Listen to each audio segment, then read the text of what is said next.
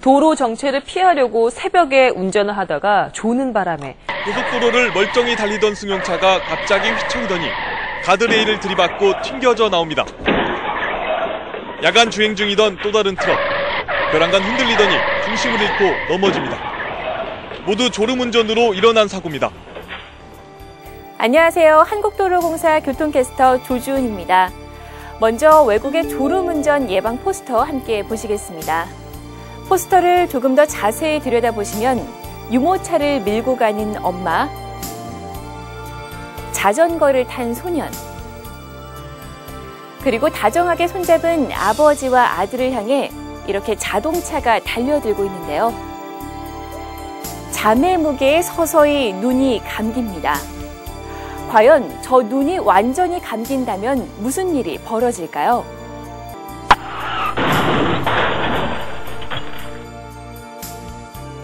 최근 한 연구 결과에 따르면 수면 시간이 5시간 이하가 되면 8시간 정도 잠을 잤을 때보다 사고 위험이 무려 4배나 껑충 뛰어오른다고 합니다.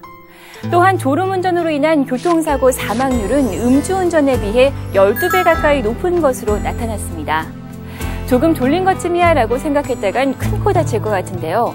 실제로 지난 2008년부터 2010년 사이 우리나라 고속도로에서 발생한 교통사고 사망자 수는 1,097명.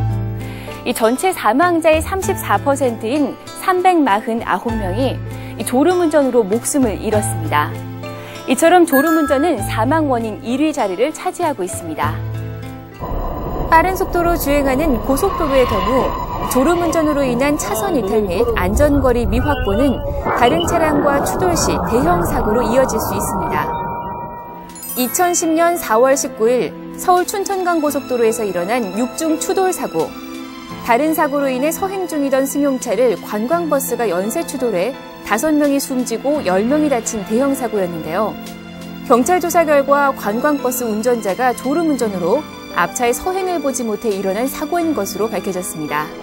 보시는 영상은 해외 동영상 사이트에 소개돼 많은 사람들에게 충격을 준 교통사고 장면입니다. 사고 차량에 설치된 3대의 카메라에 연쇄 추돌 사고 당시의 생생한 모습이 담겨져 있는데요.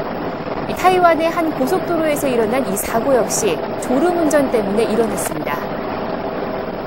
2008년에서 2010년 졸음운전으로 일어난 사고는 1,640건, 그중 사망자는 349명으로 치사율이 21%를 보였는데요.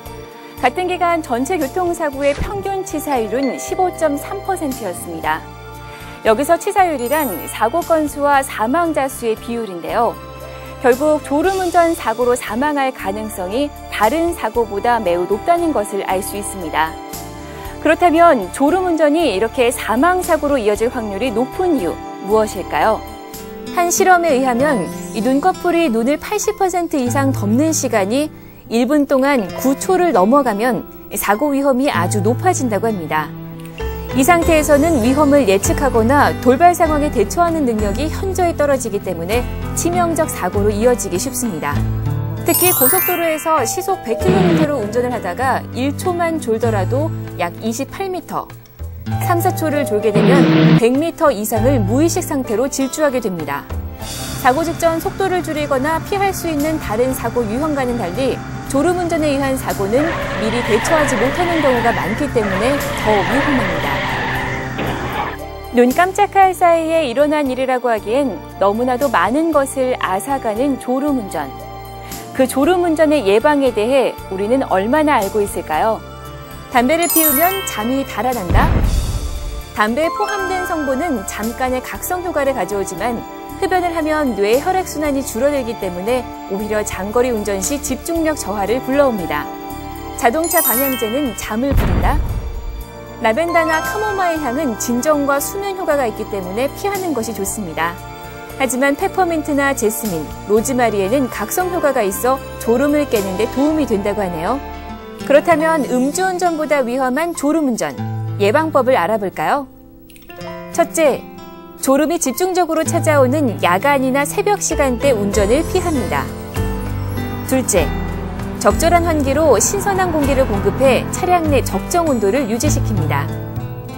셋째, 동승자와의 대화를 통해 의식적으로 잠을 쫓습니다.